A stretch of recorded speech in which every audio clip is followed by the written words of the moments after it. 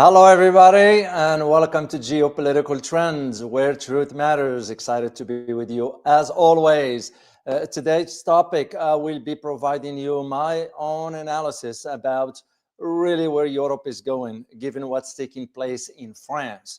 So apparently Paris, I won't go as far as saying it's burning, but the what's going on in Paris, and just talk to my family overseas there, and it's chaotic. It is chaotic in Paris when you consider what other stuff is going on, like, for example, the massive demonstrations at Louvre Museum, because it is shut down as of now. So I will be providing you my own analysis about this. But first, let me say hi to our wonderful community. As you can tell, I am in a different location than my office. I'm right here in the living room. So I decided to do it today from right here. So turn the fireplace on.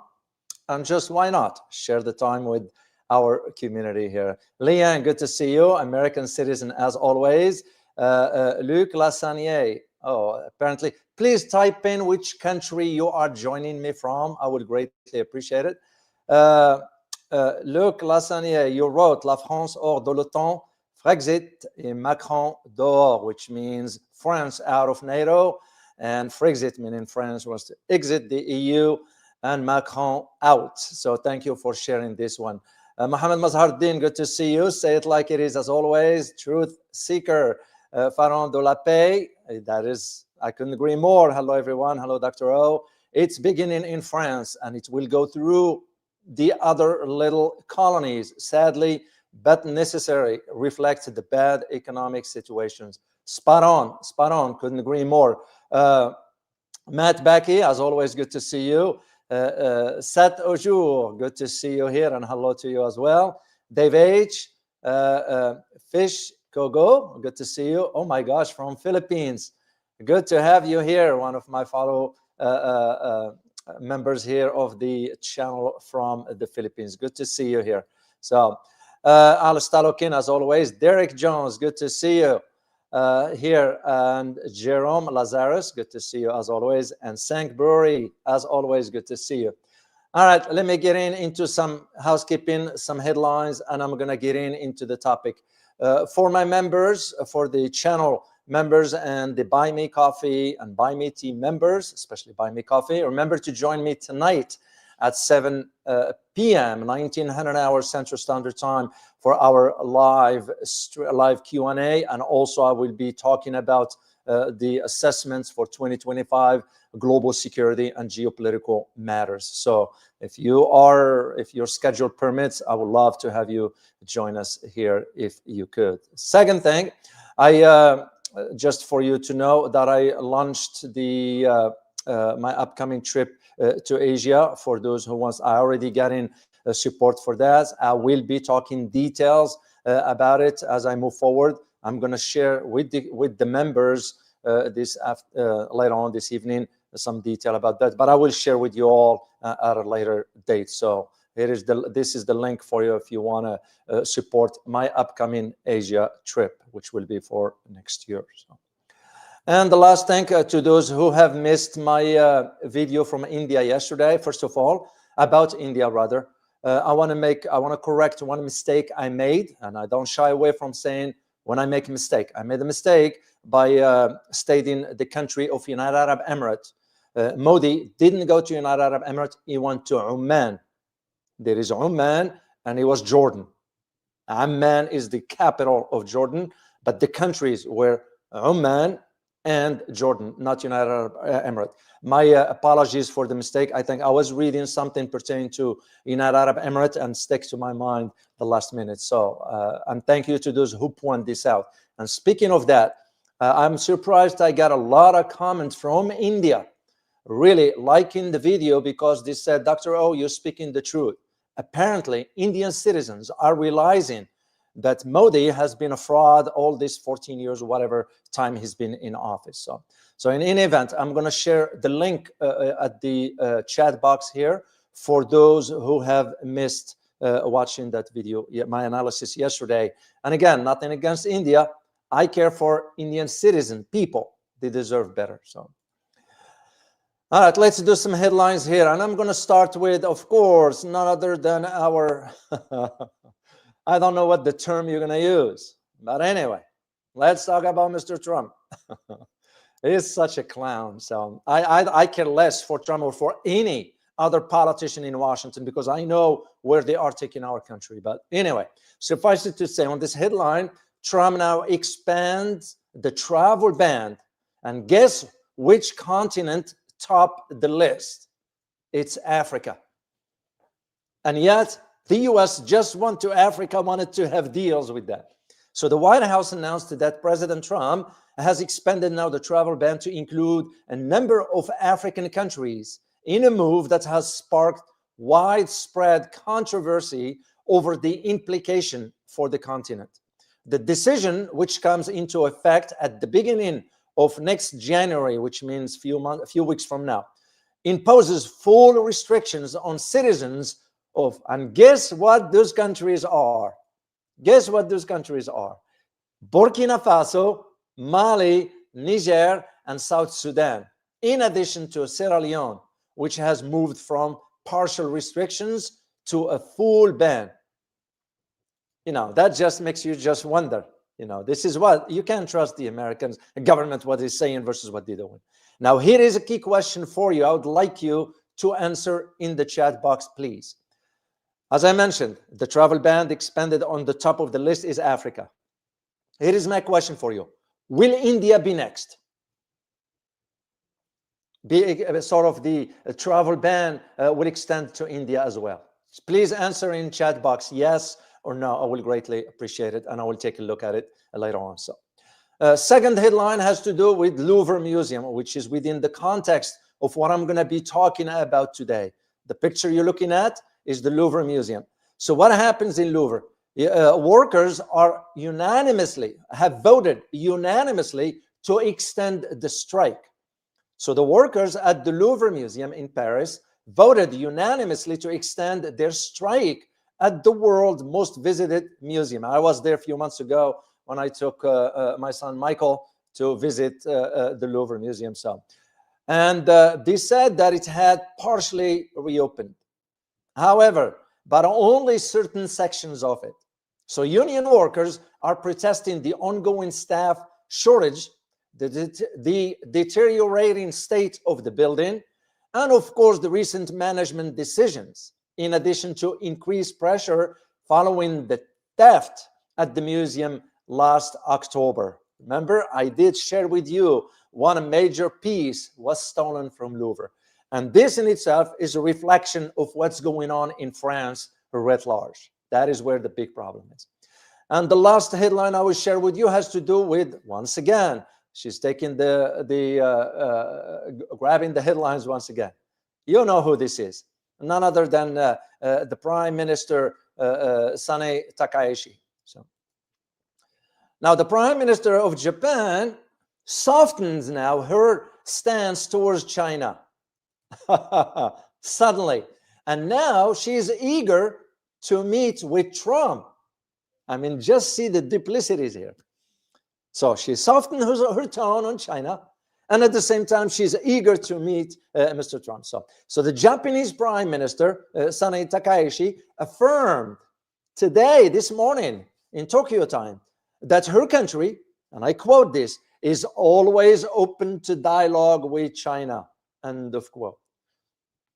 I mean, just makes you just shake your head. And this following her remark last month regarding Taiwan, which raised tensions between Beijing and Tokyo.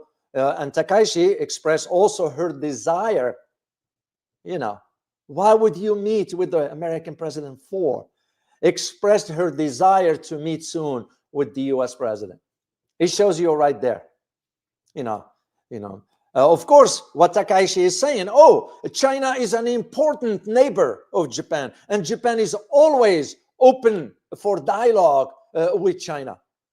So we will not, this is what she's saying, I'm paraphrasing here, we will not close our doors to it, meaning to China, and we need to build constructive and stable relations, Takaishi said during a press conference. Well, you won't be able to close your doors because majority of your companies depend on the Chinese market. Economically speaking, is bad news for you. It's not about China. So funny how she's playing with words, but Anyway, I just wanted to share this with you before I launch into my my analysis.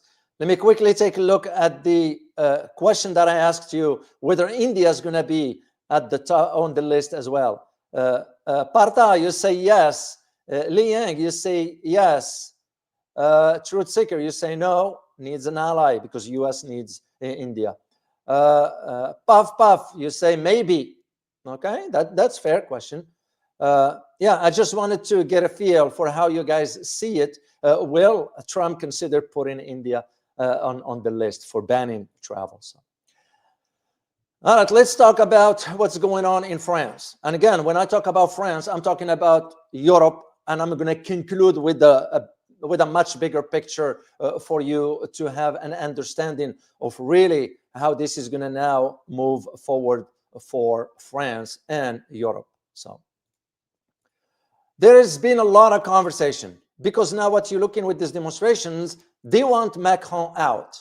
And why is this? It's because the French, when you look at the banners, it says in French for you, it's basically, we will not die for Ukraine. Because you know how France is pushing, we want to fight the Russians and all that stuff. They won't be able to afford it, first of all. And second, they can't defeat the Russians. So this is why you have thousands of demonstrators march through central Paris. And that's demanding two things. One is the end of NATO, meaning they want to really bring back what General de Gaulle back then in the 60s did. He wasn't just talking. General de Gaulle did pull France out of NATO. Why? Because he said, I don't want to be under the American hegemony here. You don't see Macron doing this because Macron is not that strong. So this is why the demonstrations are calling for those two things. One is demanding an end to NATO. Basically, they don't want NATO anymore, or at least their country not be part. And second, they want Frexit. They want to get out of the EU. And remember, 3 weeks ago, I did a video for you in which I start to detail as to the calls that is now really quietly reverberating inside the Europe, the old continent, for the need, maybe time has come to dissolve the EU.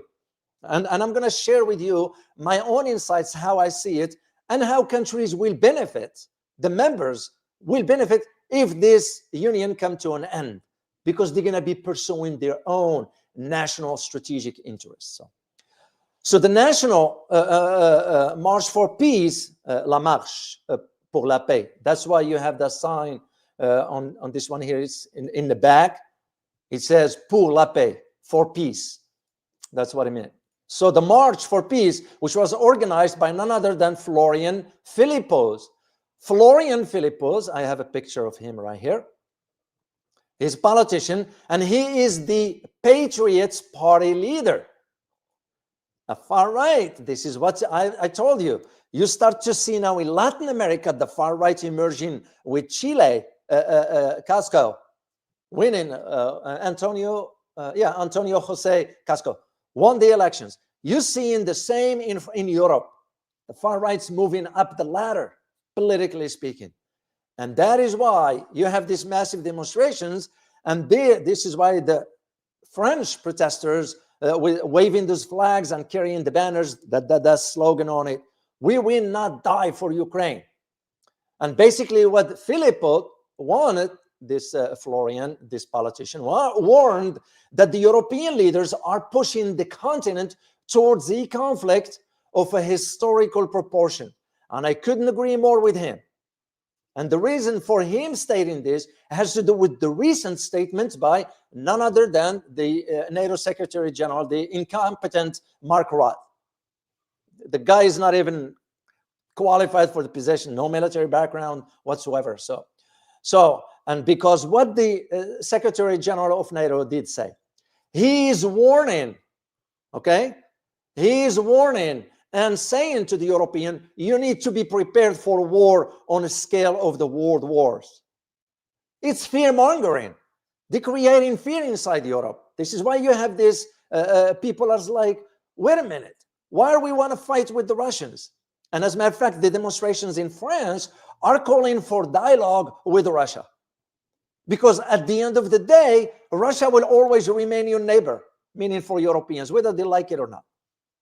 So, and this is again when you have the protest, and of course followed also Emmanuel Macron's announcement of a few volunteer military service programs, which nobody wants to go to. The same in Germany. Germany wants to now sort of put the conscription, and there's already demonstrations. The young generation do not want wars. They don't want to fight. And Macron is saying we need to double our budget, defense budget, by 2027. While the economy, poverty is going up in France. I talked to my family over there. And I was there a few months ago. And I walked around Paris. And I saw, even Michael was like telling me, wow, I didn't realize they have people sleeping in the streets. I said, yeah. If you came here 20 years ago, things were slightly different. It was still Paris and all. Not anymore. Not anymore.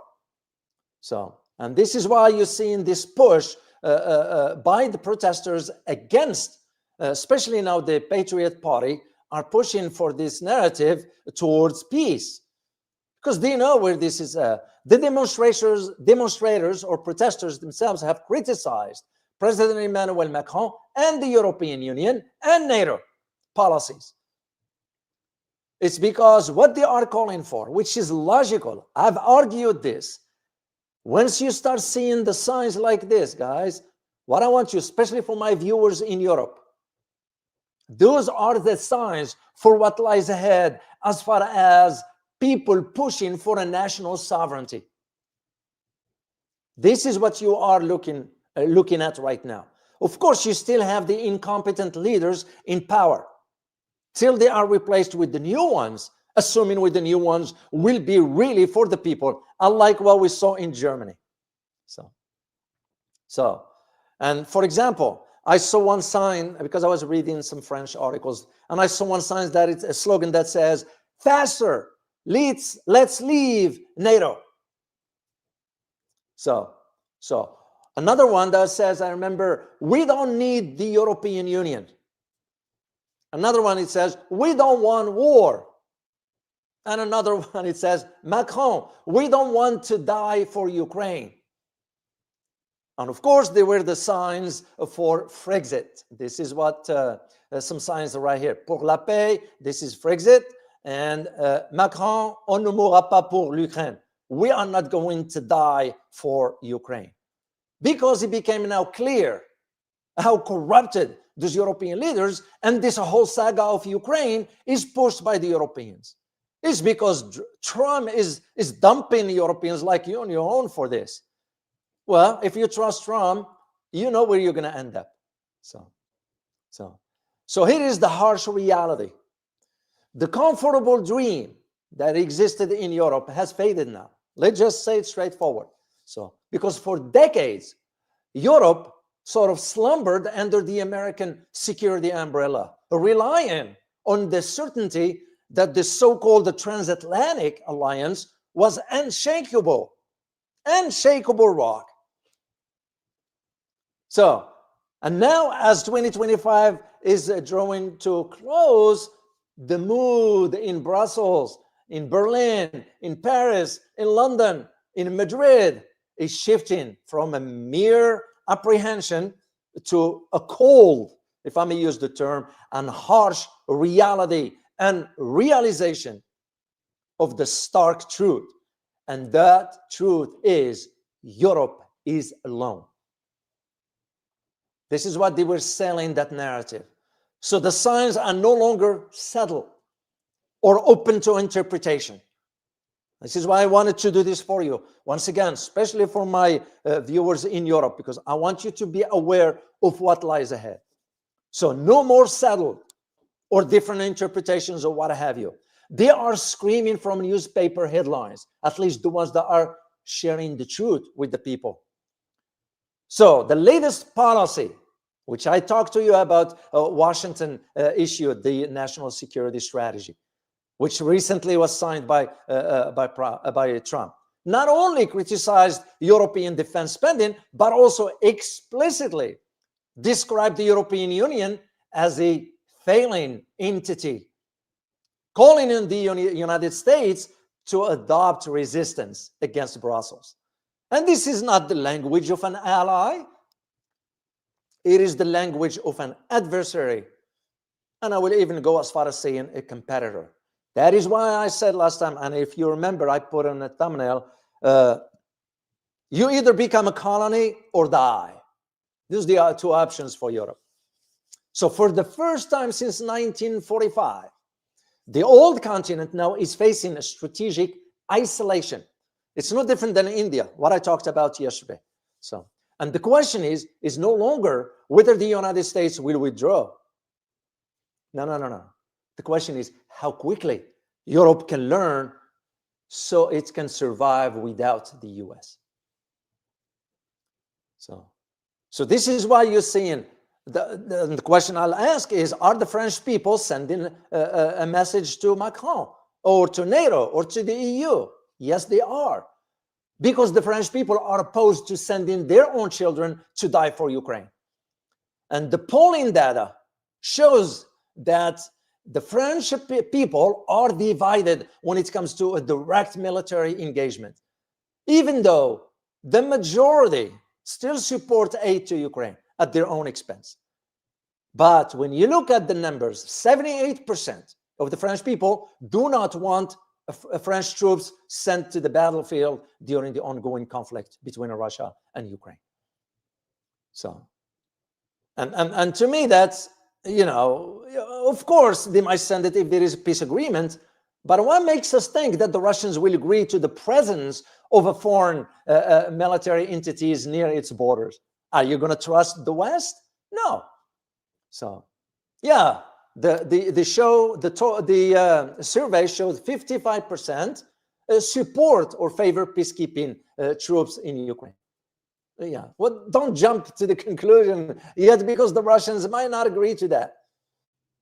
However, half of the French sort of respondent to the surveys that was conducted sort of rejected the idea of sending Western forces to Ukraine directly as part of President Emmanuel Macron coalition of the willing. So this is where you are seeing, you know, the broader support now for leaving NATO, for leaving the EU. It's coming now intensified. The calls for it intensify. So in March of this year, 64% of French citizens favored either maintaining or increasing aid to Ukraine, with only a small minority wanted to reduce the assistance. That's what it was back in March. Things have changed. So, and this is again where the other call comes in regarding exiting the European Union, Frexit, in another term. So, and rightly so.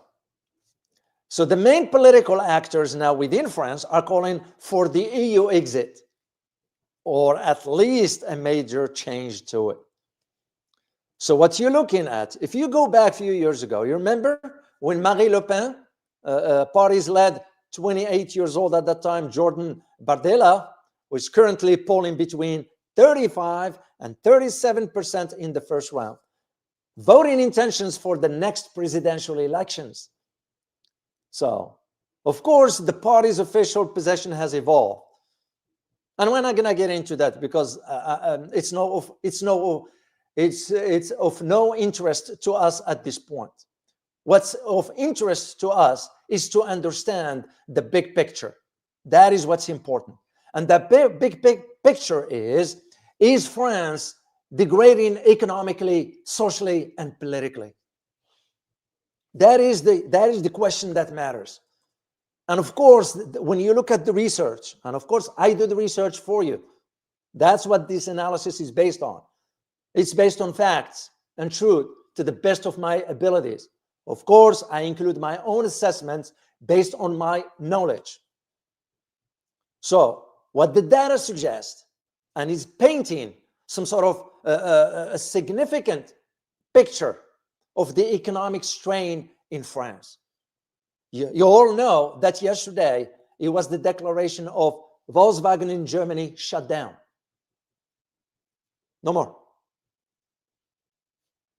And you all know, when, I've been talking about it for 3 years, when I said, give it a few months, a year or two, and you're going to see companies starting to shut down. Why? Because now they couldn't afford the energy bills. They couldn't afford the electricity bills when they used to get energy so cheap from Russia. So Volkswagen is done for. I might do a video for you about that, maybe, maybe not. France is going the same. What makes France's case worse is because in the case of France, it was depending so much on the Sahel region for access to energy and resources. No more. No more. That is where the problem in France. So what you're going to be seeing soon is that major factories in France will start to shut down. They are already starting.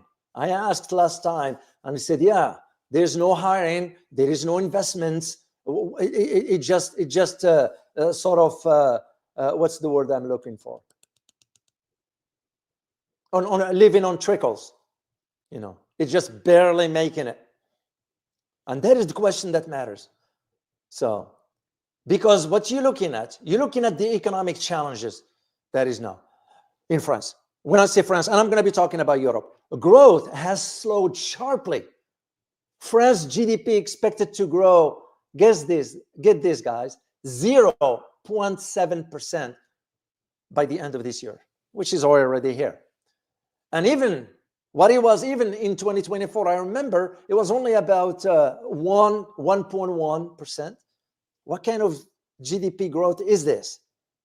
So even for France's total public debt, which has reached approximately 7 trillion euros, that's 114% of the country's GDP, and placing it among the most indebted countries in the European Union. So business confidence, even though some said, oh, it's still there. No, it's not. And even if it's still there, it will be only on a short term. Let's be honest with the people, so people can sort of plan accordingly, so they can know how far they can stretch their euro. Because household confidence, has crumpled.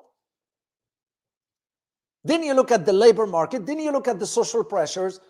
Employment in France declined marginally for the last 6 months. Is it expected also to decline even more by the end of this year, which is only 2 more weeks? So, and of course, what they're going to have you believe when Brussels, the Parliament, the European Parliament, speaking on behalf of the EU, they always will project, oh, next year is going to grow. This is exactly what they're saying, which is not true. They're saying we're projecting an increase of about 8.2%. Just tell me, I'm not an economist, but just common sense. Just common sense. You go from a growth of 0.7. Do you think you're going to be matching an 8.2 increase in employment in a matter of 12 months? That will be a miracle. So, because what you're looking at in France happening now, and it's going to even get worse, you're looking at cuts in the public services. You're looking at a mounting social dissatisfaction. You're looking at a widespread protest. Those protests that took place in Paris, and I'm sure they were in other cities, they weren't in hundreds, they were in thousands. And I asked and checked. And you look at with these issues, this is why you look at the chronic budget deficit that exists in France. And of course, to top it off with the government, Macron's government inability to sufficiently support retirees. Remember, the lifestyle in France is very different. People enjoy their time, their free time and whatever, and especially for the retirees. But when you have now stagnant wages, which keeps falling, by the way, why? To keep up with the inflation. And of course, Macron, almost like made matters worse when he decided to to pass a legislation to increase the retirement age. And if this social and labor market ain't enough for you, consider the political instability that is already complicating matters. France lost its fifth prime minister in less than 2 years. And this is a reflection of the recent political turmoil, stalling policy making, and bringing the country that problem to a head. So, of course, they're going to have you believe, oh, the market is resilient in France. No. When you have political instability, no one's going to invest. So France is facing real economic pressures, high debt, slow growth, political instability. It's no different than what Germany did. It's no different than what the UK did. Look where the UK is right now, down the toilet. Look where Germany is going down the drain as well. And France is next. But usually, just to understand how things work in Europe, is always France been known for demonstrations, protests, and so forth, especially from the workers. After all, we all remember the French Revolution and how it was led to when that gap widened between the have and the have-nots, and when they brought the King Louis to the guillotine at that time, because this is what you are seeing. That's what I'm seeing the signs of. And the last few months when I was in France, I kind of saw, I talked to the family, and the family is in the know. And I said, this doesn't look good moving forward. Macron got nothing to lose because he's not running for re-election again anymore. So, and that leads us to the key question. What's next for France and Europe, geopolitically speaking? Liking this video so far? Don't just be a watcher. Go ahead and hit the like, share, and subscribe button. And don't forget to tap the bell so you will not miss any of my videos or live streams. This way, you will be supporting a channel that stands for the truth and objective reporting. The choice is yours. Thanks for your support. So, what's next? Well, when you think about the geopolitical, and that's one thing I'm gonna be talking about tonight with the members, and I will do one for you as well, separately, different one, and just for you to understand what's going on and what's lying ahead for 2026. So the geopolitical picture for France and Europe, for that matter. So going into 2026, I have two words for you. One is complex, and second is uncertain. And why is this? Because it is shaped by some sort of overlapping challenges and complexities. So you think about the France political paralysis. Why? Because it's going to become a strategic liability. And this is where I'm coming from as far as the call for dissolving the EU. And that's why the French protesters are calling for France to get out of the EU altogether. Because that's going to become the strategic liability for France moving forward. In other words, in a simple terminology, they won't be able to do anything or accomplish anything. So France's ongoing political crisis risks weakening Europeans' broader geopolitical hand.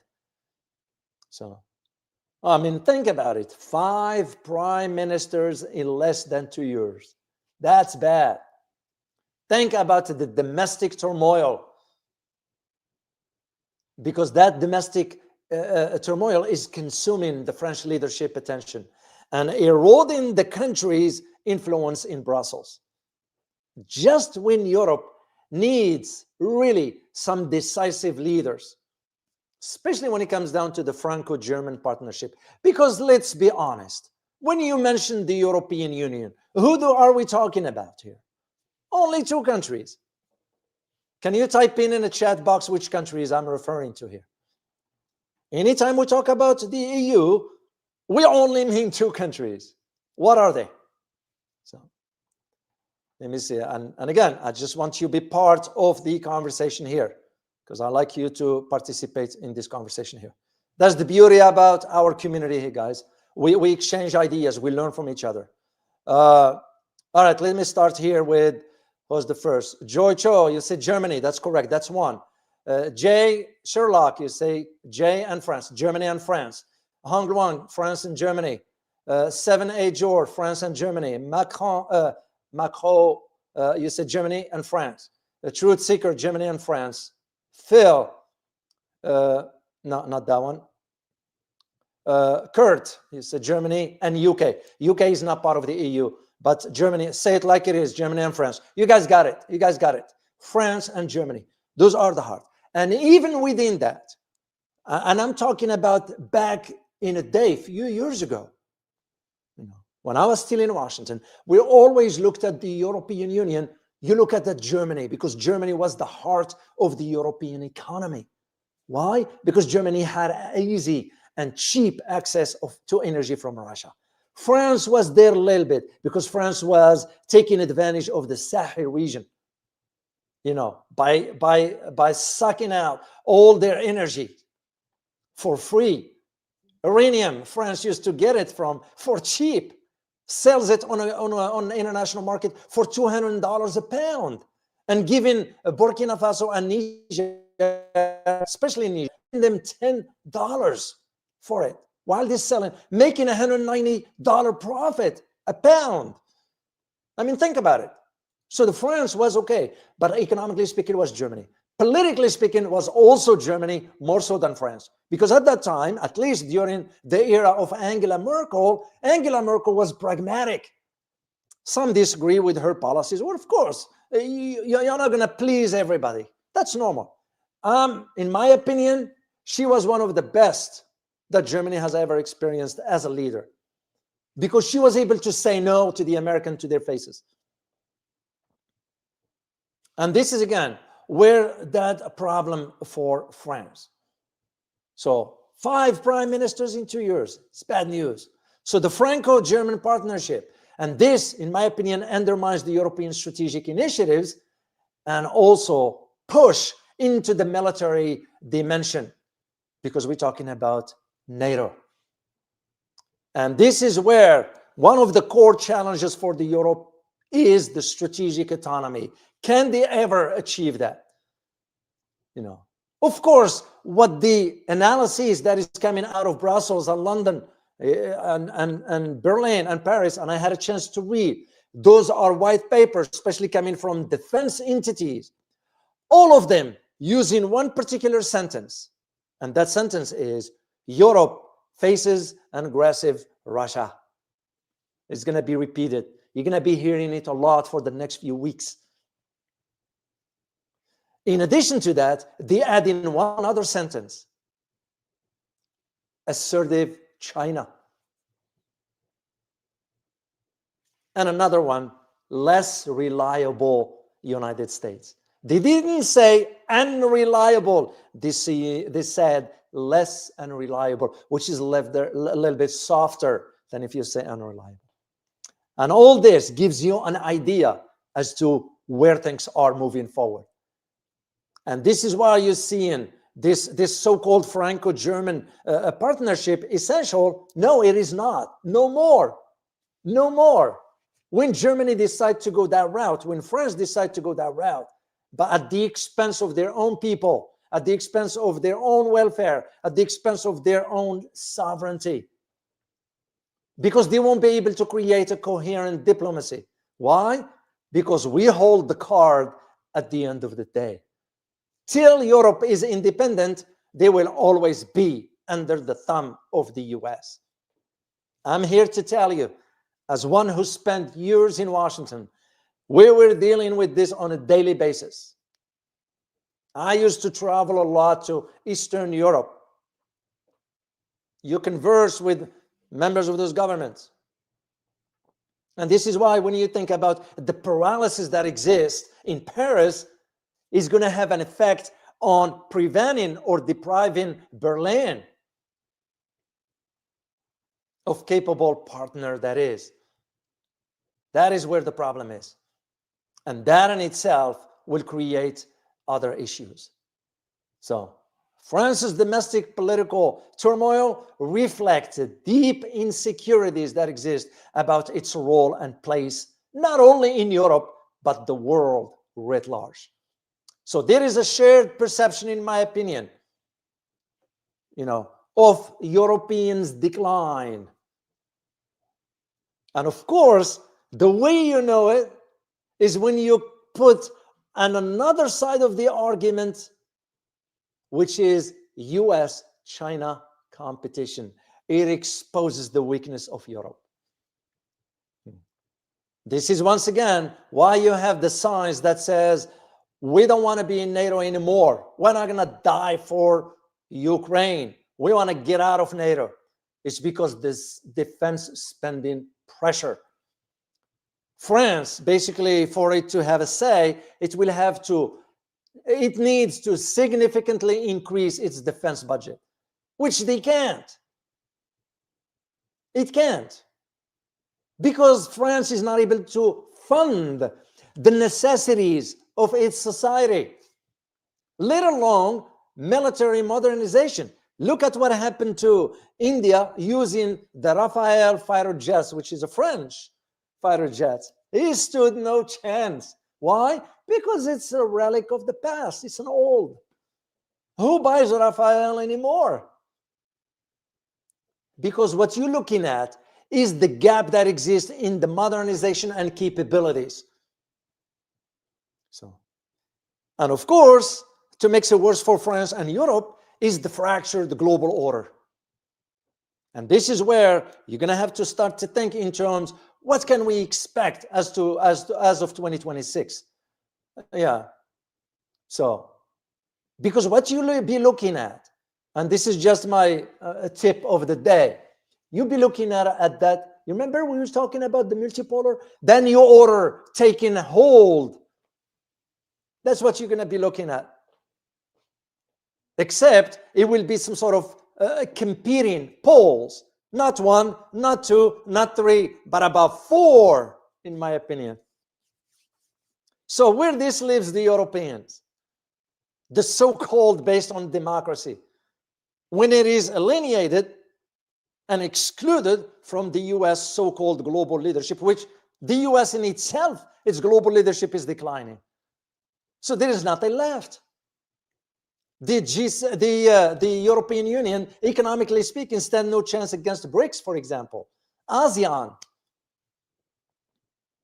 So when you think about the broader European outlook, despite this so-called, well, we stand together and all that, it's nonsense. It's nonsense. Of course, the end of the year analyses that's going to be coming out of Brussels and London, they're already out, because I had a chance to read some. That's why I'm sharing with you this, based on my own assessment. When I read the analysis, and I just shake my head. Because it's saying that, oh, European financial system is going to be fine in 2026. No, it's not. The growth is going to be fine. No, it's not. When you have 1% growth, what is that?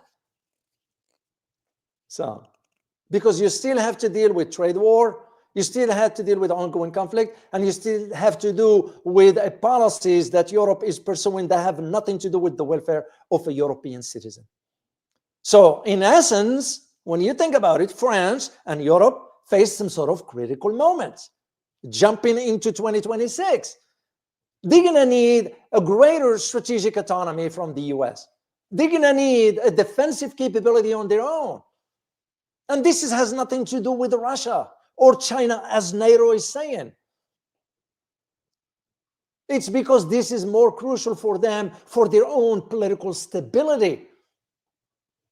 So, otherwise, the cohesion and coordination among European unions, especially with France and Germany and all that, it will be useless. And that's where the question comes as to, maybe it's time to dissolve the EU altogether.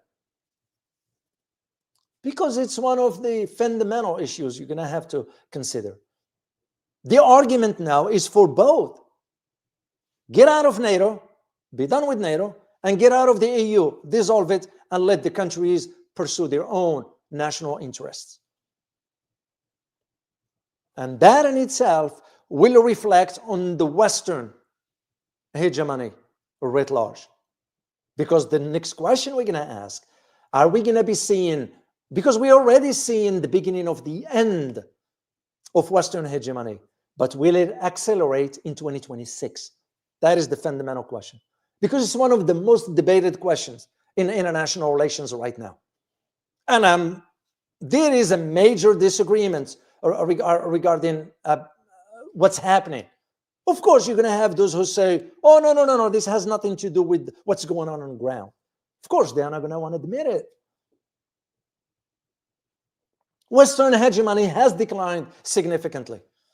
And that it's evidenced by, look at the economic vulnerabilities. And this didn't start last year or the year before or the year before that. We're going back to the GFC, the global financial crisis, 2008. I was in the middle of it. And right there, I was thinking, ain't gonna bode well for the next decade. Because what you had with that financial crisis, you had also the erosion of manufacturing in Western nations. You had also the rising influence of China. And of course, the geopolitical shift that took place towards what? Not a unipolar, but a multipolar order. And that multipolarity in itself was marked by increasing assertiveness of many other emerging entities. Of course, I'm not going to deny the demographics. In France right now, they're running into a major demographic issues. The death versus the birth rate, it's not good. You know, think about India and China occupy about almost 10% of global land, but hold 35.1% of the world population. Mainly for China is more beneficial than it is for India. For India, it's more problematic because the poverty is extending exponentially because you have more people that you can feed. And that is exactly what the problem with the failed promises of Modi, because he was just giving Indian citizens a lip service. So having too many people is not a good thing. And at the same time, you look at the population in the UK, in the US, in France, which by the way occupies only about 7.8% of land and only 5.8% of the population. So this is what you need to understand. And this is where that US 2025 national security strategy explicitly stated that the United States will no longer carry the burden of global order. Well, because we can't afford it anymore. You know, I am like wondering, why are you sending my tax dollars to corrupted Ukraine, or sending it to Israel, or sending it to Jordan, Egypt, and some other countries? I don't mind helping, but you help someone in need. But to take out of us and just give it, we got a problem with that. And this in itself, it signals the sort of a visible retreat from the institutional architecture that the US has built after World War II, which was for almost 7 or 8 decades. What everything has to come to an end, even our own existence. We live here for how many years? And one day comes when we have to check out. What we done here? It's no different. Why should we be shocked and surprised? No. I'm already seeing signs for how it's going to be here in America within the next decade. So here is what it's been said from the European Commission president, that the West, as we know it, is no longer exist, which is true. Because now it is widely shared around the world. Because that's where the world is entering into the post-Western era. Because you have the rise of China, a different system, different power, and one that's going to at least help humanity. And I am hoping it will, and I have confidence that it will. I know they mention India sometimes. I have no idea why. So I'm not going to include that because it just doesn't make any sense. That's another hollow promise. So India has no chance whatsoever. And this is where you see that disintegration of the Western community in itself. So So because we are shifting this, we are witnessing rather this shift towards the multiplex, as it is known in international relations jargons. It's a multiplex. This is a world order where, you're looking at reglobalization is increasingly led by Asia, not Europe, not the US. And I might add global South as well. You look at a non-alignment countries becoming a key strategy. And the global governance, as we know it, is kind of disappearing slowly. So when you used to hear, oh, the global world order and all that stuff, territorial stuff, integrity and all that, the free trade, diplomatic norms, those are gone. We are in a period now bridging the fading Western dominated industrial era, and we're entering into a digital era. And guess who is underwriting this? Which country, in your opinion, is underwriting the new digital era? Can you type in the chat box, please? I just want to sort of trigger your mind, push the boundaries, intellectually speaking. So, which country are we referring to? Truth Seeker, you got it. I agree. I agree. Joy Cho, I agree. James, I agree. K1, China, I agree. Alice Talokin, I agree. Spot on. And this is a fact. I know some here say, oh, no, you just, no. I based my argument, my analysis, and my statements on facts. This is what I'm saying, what I'm talking about. The new digital era underwritten by China's rise and also Asian trading systems. Because as the US-led order wind down, Western influence will wane, including that of France, Germany, Europeans, and so forth. And that is where the emerging multipolar system creates both opportunities for regional autonomy, and of course, there is that element of danger. I'm not going to ignore that. And when I do a different analysis for you, I will tell you exactly what it is. When I did my master's degree, I remember for the master's degree, because we had to do regional areas, Asia security issues, Europe security issues, Middle East security issues, Africa, North America, and Latin America, and so forth. In the PhD, when you do international security, this is one of the domains you're going to have to always consider, the danger. When the new order emerges, you always have to keep that element of there is always a possibility.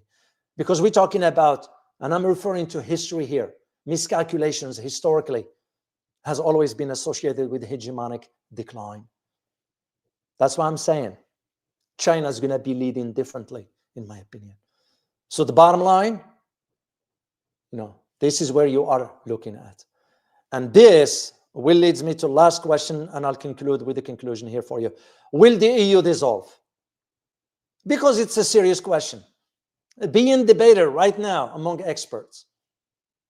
Yet opinions diverge significantly on two things: the likelihood of it and the timeline of it. But here is the harsh reality, is that it is increasingly possible that the EU dissolve. For the first time, the end of the EU is a realistic scenario, because the foundation of the integration are crumbling before our own eyes. Look just how the leaders in Europe are not representing their people. It's no different than what we have here. Do you think Trump is representing American people? Hell no. But what you have in Europe is that these forces are some sort of reinforcing this disintegration, because the EU lacks essential instruments, in my opinion, for preserving what is called the welfare, the dominance, the role play on the global stage, the security, And when I say security, I'm referring to unified defense policy, which they don't have. They don't have a common capital market. When you are integrating other countries to use the euro at the expense of their economy, Greece, what does Greece has to offer to the EU? And you are tying its economy to its finances to the euro. Even European countries like Italy, for example, or Germany or France, they were fine where they were on their own, using their own currency. This is one thing Poland did. Smart move. They decided not to tie their own currency to the euro. They maintained the zloty because they want to keep financial independence. This is again where you see that difference. So the concept of this dissolution of the EU, the momentum of it, the acceptance of it, so it's now being accepted by many. And that concept of integration and all that have lost some sort of broad ground support across different societies within Europe. And not only societies, we're talking about political, economic, and social dimensions of it. This is again, and I remember, this is where you agree, you give credit where credit is due. I remember when economist Jeffrey Sachs argued that the EU is a fragile entity. Couldn't agree more with him on that. I still disagree with him regarding India is going to be a major economic power. So, and what Jeffrey Sachs mentioned about the EU is that this fragile entity could one day break up. So, because here is what's going on. And I'm going to share a little bit of history here to put it in perspective for you. What the EU is facing today, I almost can tell you it's comparable to what happened in Yugoslavia. To those who are familiar with the history of Yugoslavia, you remember when the delicate bonds eventually dissolved once the organizing framework weakened. And that's the exact similar fractures that is now emerging through the European Union. And why is this? Because it is driven by a weak economy, by political alienation, and economic grievances. European governments are not working for the people as they're supposed to be. European Union is not working on behalf of Europe. Is working on behalf of what the US dictate to the Europeans to do. And that's where the key structural vulnerabilities in not only in France and Germany, but Europe writ large. Because in Europe, till they stand on their feet, nothing is going to change. That's the only way I can say it. So this idea of let's support Ukraine, as France is saying, or Germany, it's nonsense. It's nonsense. And people are waking up. We've had enough. We've had enough. This is why Zelensky, after the dust settles, he's not coming here, because they will kill him. American people won't tolerate somebody like that here. They'll find out where he's at, and they'll take him out. So there is one more argument to those who say, no, the European Union will not dissolve or disintegrate. It will transform. I don't see that. But again, it's opinion worth reading about. So, of course, to this particular group, they're saying, it's kind of, excuse me, not everyone is predicting dissolution or disintegration. Because one school of thought argues that the European Union will transform rather than collapse. Well, I don't see how, given what lies ahead. They don't have a cohesive foreign policy. They don't have a unified defense strategy. They don't have some sort of economic integration that is benefiting society and to allow everybody to thrive. They don't have all this. And this idea of a single market for the euro ain't a good idea. So the euro, in my opinion, faces existential pressures. So that's the only way I see it. And when you think about Europe, because it will need major restructuring, which means Not just France, not just Germany, every country in the EU. But the restructuring towards what?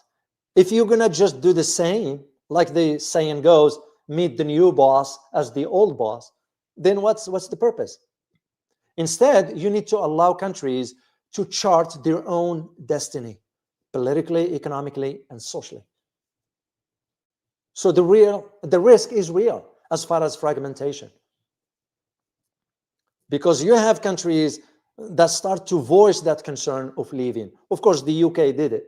Hungary is the one next that I see, whether Mr. Orban is going to move that direction or not. Italy, I don't see it doing it under Giorgia Meloni. She's so weak, turned out to be a weak, very weak. Merz of Germany is another weak. Macron it's useless. So I don't see this will happen. And this in itself puts us, and I'll conclude here by arguing for not only France, but the Western hegemony is really entering a critical period. Period of what? Period of decline. So once dominant, the American, the European power is eroding faster than we can keep track of. And that's due to economic vulnerabilities. It is due also to demographic shifts. And all this, it's favoring Asia because of the strategic rise of China. At the same time, you look at the political instability in countries like France, Germany, the US, UK, but since we're talking particularly about France, all this undermine some sort of a coordinated response to these emerging threats. Well, it's too late. They dug themselves in a hole. Keep supporting Ukraine, which, by the way, it's nothing but a just pit hole for corruption. Because the world is transitioning from this unipolar, Western-led order to a multipolar system. Has already moved on into that. And certainly, the opportunities for regional autonomy are significant. That's the way I see it. And in my opinion, the way I see it, and I will talk more about this when I do the assessments about 2025 and 2026. One thing is sure is that the shift, in my opinion, doesn't represent just an abrupt collapse, but rather it was prolonged. Because it was almost like, think of it this way, I'm going to give you an analogy here. Think of it like a bridge between some sort of fading Western industrial era and hegemony and global influence to a new Asian-dominated digital age. That's that bridge. You're going to move from here to here. The foundation has to be solid. And I came to the end of my analysis today. Hope you guys enjoyed it. Oh, sorry, I left this one here. My apologies. So, all right. Let me see if there is. Oh, Phil, that's. By the way, this Arctic strategy, I did write an entire half of a chapter in my Russia book that I devoted it to the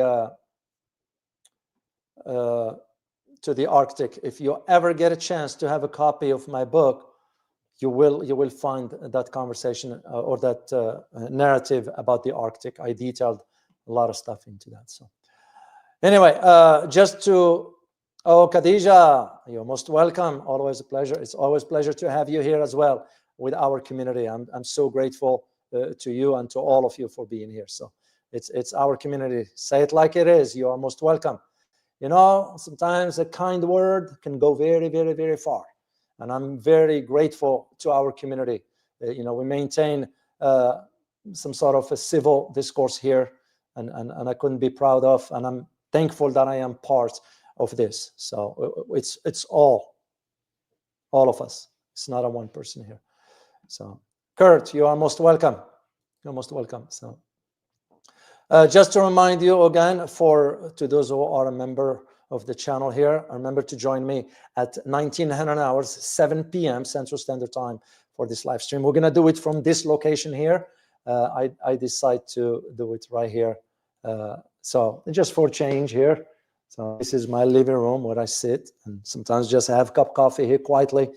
Even though I'm not quiet, I'm thinking about what's going on around the world. You know, my brain doesn't stop. I'm always thinking, but just how it is. So, I just one thing I want to highlight again, the support for the upcoming Asia trip. Again, I will detail for you in the next few weeks what's the plan and so forth, and I'm going to put the link for those who wants to support the channel here. So the Asia trip rather. So. Okay, let me see. Oh, I saw a super sticker here. Let me answer this one. Oh, Elijah, thank you so much. Much appreciate your kind support.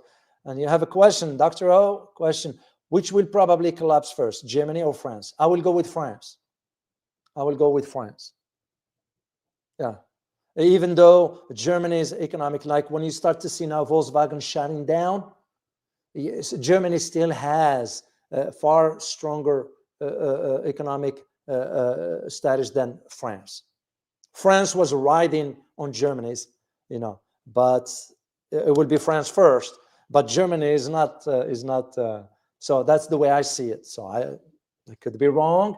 We never know. But you know, of course, I'm going to keep an eye on this one. Thank you so much for your super sticker. Truly appreciate you. All right, guys, I'm going to sign off here, and I look forward to seeing you next time. As always, remember, geopolitics impacts your daily life in more ways than one. Till next time. Bye-bye.